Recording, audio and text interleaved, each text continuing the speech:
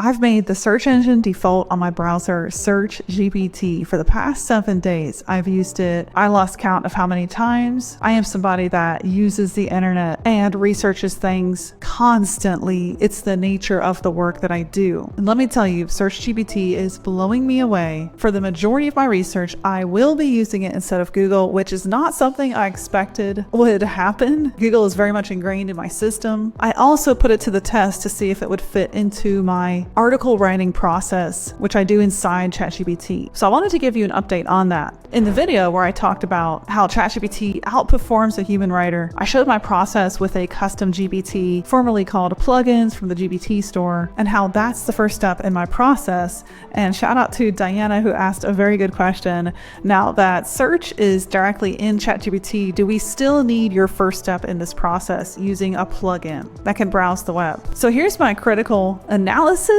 of writing an article with SearchGPT and ChatGPT, specifically an SEO blog post article geared to perform, add traffic and value to your website. So you're going to want to watch this whole video where I talk about SearchGPT and my process of writing an article now that SearchGPT is out. So let's move on over to my desk where I'm going to reveal all of this to you. And if we haven't met, hi, I'm Julie McCoy. I work full-time in AI. I sold a 100-person human writing agency to enter the AI Times, ended up working for almost 2 years for one of the best human-like AI writers out there. And now I'm neck deep in building out true marketing automation with custom AI integrations in my firm, First Movers, where we help marketing teams and agencies adapt to the new AI age and gain unbelievable efficiencies by closing that gap between marketing goals and all the AI tools available that you might not even have known about. To learn more about what I do, go to firstmovers.ai.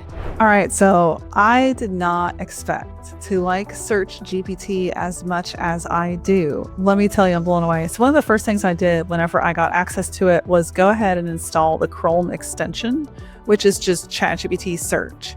Now, what I didn't know was that as soon as I would install this, it would automatically change my Chrome default search engine in the browser search to a ChatGPT SearchGPT search, which is brilliant. Well done, OpenAI. That is the marketing move of all moves. So that means as soon as I installed this Chrome extension to my Chrome browser, it changed the default search engine to SearchGPT. So now whenever I go type in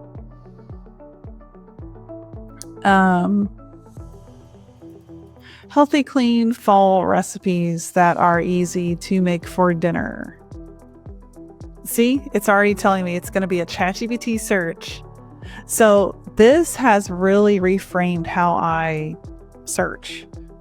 And I can't even tell you how many searches I've done now with ChatGPT, SearchGPT, because it's the default. And here's why I love it. So instead of Google, this already feels so much cleaner. Just look at this interface. It's clean. It's beautiful. The scroll stops. I don't know about you, but I am getting kind of sick of the infinite scroll. I remember as a millennial, when Facebook's scroll ended and it said, "You're caught up." Do you guys remember that at all? And now there's an infinite scroll in every single platform, from TikTok to Instagram Reels to YouTube Shorts to, of course, Google. Google doesn't even have pages like they used to. So, and of course they do, but there's an infinite scroll behavior that's been programmed even into Google. So I actually love this. It is refreshing and it's beautiful. And one thing I love is that they've popped out citations on the right. So that way I can quickly see all the links if I don't want to scroll, because the white space here is pretty large, which again, I like. There's an image and the layout of this image, and it's responsive. See how there's a little zoom effect? I gotta say, and Sam Altman said this on X. He said, I don't really brag about what we launched, but oh my God, we nailed it.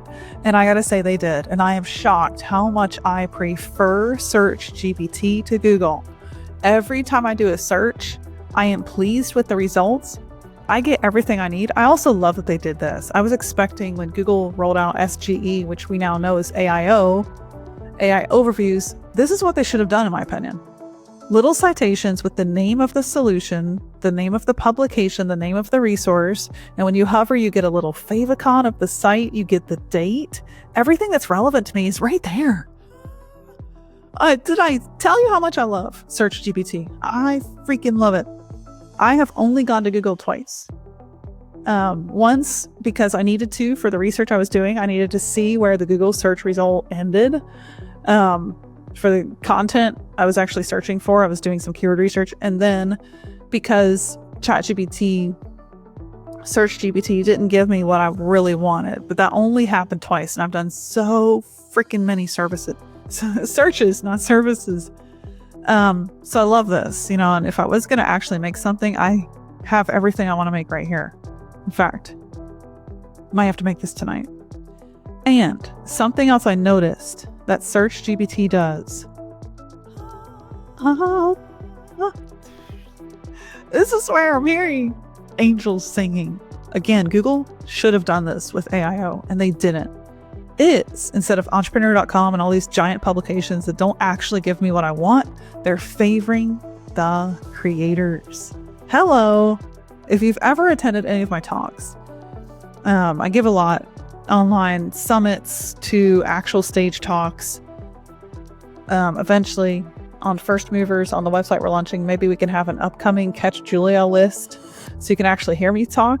I put together some really deep talks. Anyway, in these talks I've given, I've talked about how Google sold us this idea of the creator being favored. But instead, what happened in AIO, same old, the big publisher, entrepreneur.com, Forbes.com, the big websites that I don't really love because I know somebody was just ghostwriting anyway, and that's not really content cultivated from a creator that cares about what they're doing. Yeah. So to me, that fell flat completely, and they've had since May of 2023 to get that right. So we're talking a year and a half later, right? And here's what SearchGPT launches with. Something so beautiful, so well cultivated, so favorable to the freaking publisher. I don't see myself going back to Google. And guys, I never thought I'd say that. I am a die-hard Googler, okay? You don't even know. The amount of Google searches I've done are unhealthy for one person. Just saying. Let's test this again.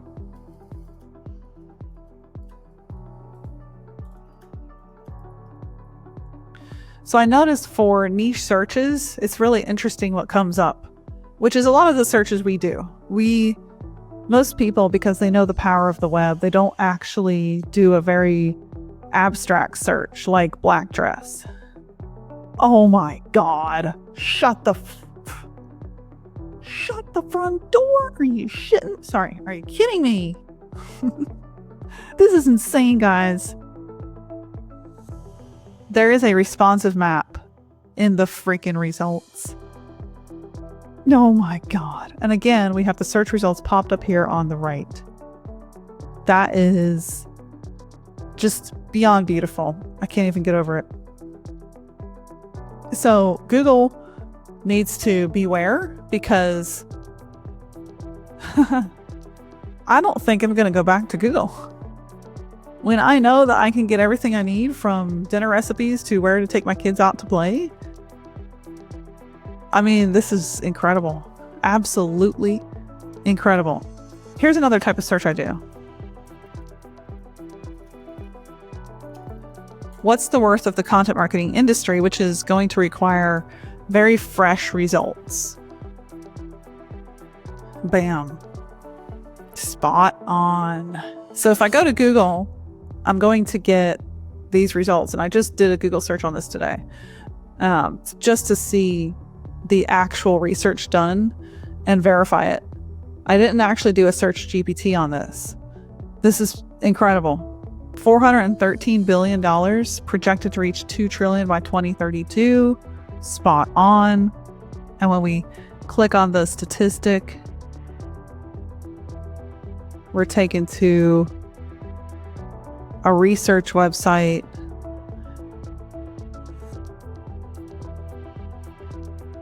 with a legitimate research, an industry forecast. So Again, great. And look, there's no infinite scroll. It's catered data, catered results. So I don't really care what you hear about, oh, Google is ingrained culture. Here's the thing. If I like how it's served better and it's more refreshing, it's more healthy, it's more human behavior friendly, key there, human behavior friendly, I'm going to adapt. And SearchGPT is hella adapt friendly. I think it's interesting, right? In this era of increasing technology, we're actually going back to human habits. And that's where I think we're going to have a very interesting intersection in the post-labor society and what will come when we can have a life of meaning, disattached from the constant grind of economic productivity. When automation does all the labor and we can literally deploy bots on our behalf to do almost everything, or humanoids to actually get other work formats done, and autonomous vehicles take us everywhere. I mean, just, life itself will change. And in the comments, I've seen, it sounds like a very boring life, but you got to think bigger than that. You got to think to the point of life itself. And this is where things get metaphysical and, to me, beautiful, because we don't go here often enough, but we are humans with souls that seek life, and life is not found. It's not found in the tasks that we do. It's found in the passion we have for life. It's found in the connections with others. It's found in the sunsets, the hugs with our kids, the intimacy we share with our partners. It's found in the richness of being a human. And that's what I'm thrilled about, the new age that's coming. All right, guys, that was a rabbit hole. I'm sorry. This was supposed to be a SearchGPT tutorial, Julia. Anyway, point aside, I'm sure you guys don't mind. You're here for the rabbit holes. So let's talk about writing an actual article with SearchGPT, because this was a great question that I got asked. Shout out to Diana. So here's what I did. I used the browser search. We're going to go ahead and turn that on. So we're going to go to ChatGPT, start a new chat, and we're going to turn on Search the Web, which is SearchGPT. And I love this, by the way, a little trending. You can actually see the results of the election. I mean, I just love the presentation of this. It's shut up. Everything I need is right here. If I want more, it's right here.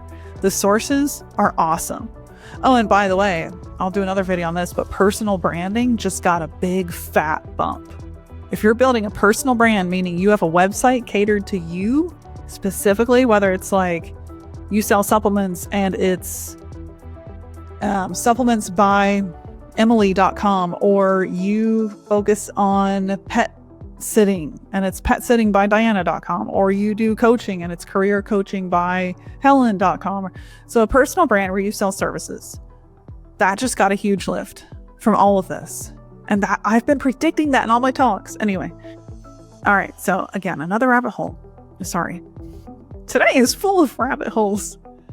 So if I activate search and I type in the prompts that I've shown you guys how to do, I'm going to be talking about this more, but my basic framework is this: TPCG. You have a topic, not a keyword, a topic. That topic can be a keyword, but you tell AI it is a topic, and that pulls in a topical focus instead of a siloed keyword focus, which gets better content.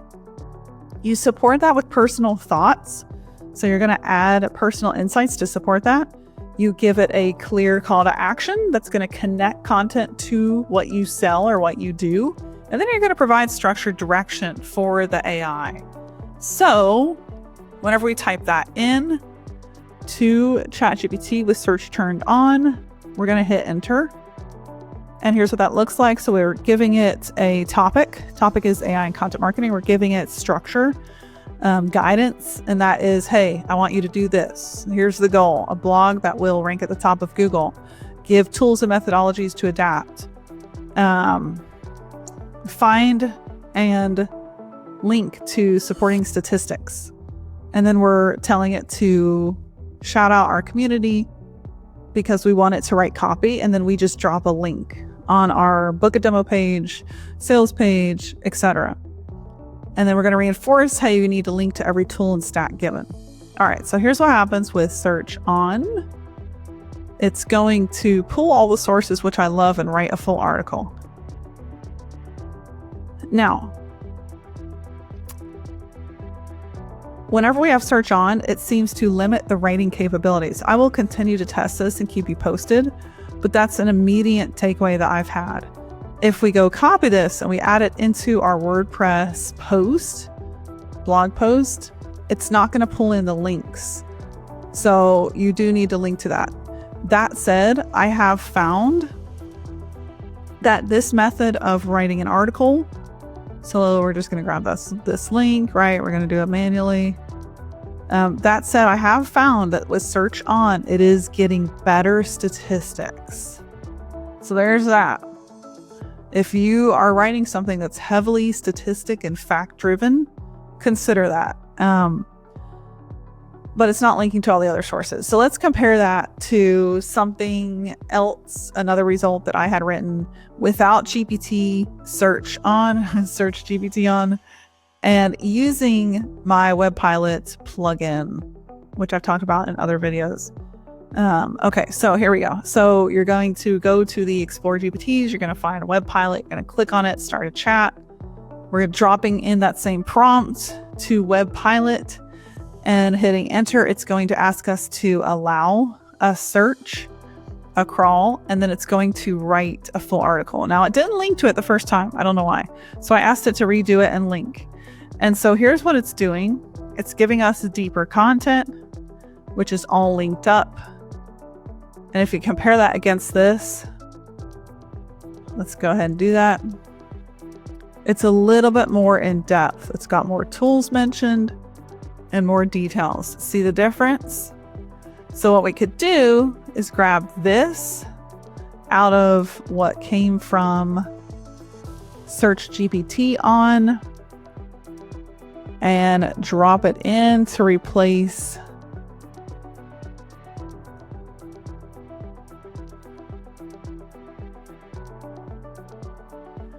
well, we've got to do a little bit more word weaving than that, because just replacing that is not going to work. Okay.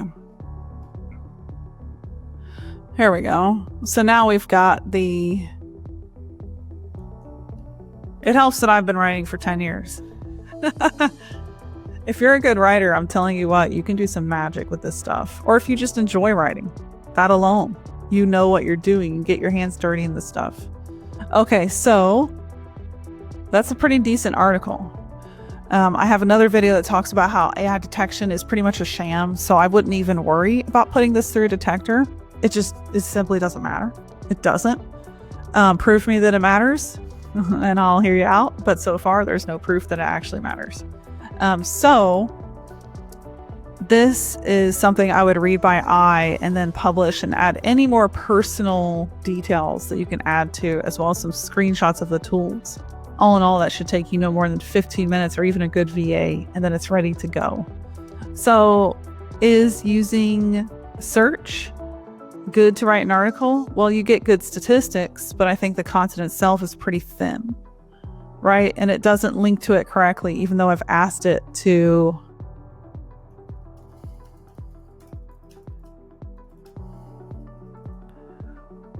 hey, can you hyperlink on the text? And if we try to do it again, I've noticed it doesn't seem to grasp what that means. See, it's still putting it in this format. So using search to write an article, we could, I think, do better with the use of the WebPilot plugin so far. Because this content is a little bit thicker, a little bit more detailed. And all we have to do is drop a CTA to our community, really, and there's not a lot of work we have to do here. So I would still use this method. And I have another tutorial on that if you want to watch like the full tutorial on how to do that. But I think you get a really good idea from this video as well. So you just want to remember this. Focus on a topic, add personal supporting thoughts, have a clear call to action, connecting this article to what you sell, and then provide any structured direction for the AI. Be specific. Tell it you want it to link to sources. Tell it you want it to be a great SEO writer, right? All those things. All right, so that is my thoughts on SearchGPT. I am just thrilled with this product from OpenAI. It has blown my mind. I would say it's better than ChatGPT when it launched in November 2022, and it absolutely has the power to revolutionize search as we know it. So test it for yourself. Let me know in the comments of this video what you think about SearchGPT. Super quick, I want to drop in that I am no longer writing or releasing Upskill, which is a book I announced a couple months ago that was going to come out at the end of 2024 with a co-author I am no longer associated with. That book I am no longer writing, but I wanted to share that right now, my 9th book is available for pre-order. And no, it's not the one I'm writing with Dave Shapiro, although that one is in progress as well. That's called The Great Decoupling, and oh my gosh, I can't wait till that book is in your hands. It is a weapon of mindset and physical preparation for what's coming. But the book right now available for pre-order on my Amazon profile is called Fluid, The Adaptability Code, Breaking Free from AI Fear to Own Your Future. I consider myself one of the most adaptable humans on earth. When I was 21 years old, I left a cult I was born into in the middle of the night to start a brand new life. Across the next 10 years, I became a partner, a parent, and the creator of several businesses, one of which was a 100-person human writing agency that sold in 2021. Yes, right before ChatGPT came out in 2022. I saw the writing on the wall with GPT. I got out. I adapted yet again. I've been studying the science of human adaptability. Authors like Peter Diamandis, his book Abundance, have made a great impression on me, and I think even more relevant and important than physical tips on how to upskill in your industry is the overall importance of adaptability. How do you see AI and your future? Do you have the right adaptation mindset? This book will be full of case studies, my own personal story of adaptation, how I've done it several times over, and how you can be not just an early adapter, but a first mover, which also coincides perfectly with the mission of my AI company, firstmovers.ai. I can't wait to share this book with you. Right now, it is available for pre-order, so you can go check it out on Amazon. Fluid, The Adaptability Code by Julia McCoy. If you enjoyed this video, let me know in the comments if you have any follow-up questions. I'd love to hear those as well. That often guides the next videos that I put out here on my channel on YouTube. It's an honor and delight to be here with you. If you haven't subscribed, hit that subscribe button. Stay in the loop for the new content I put out constantly. I look forward to seeing you down the next AI rabbit hole.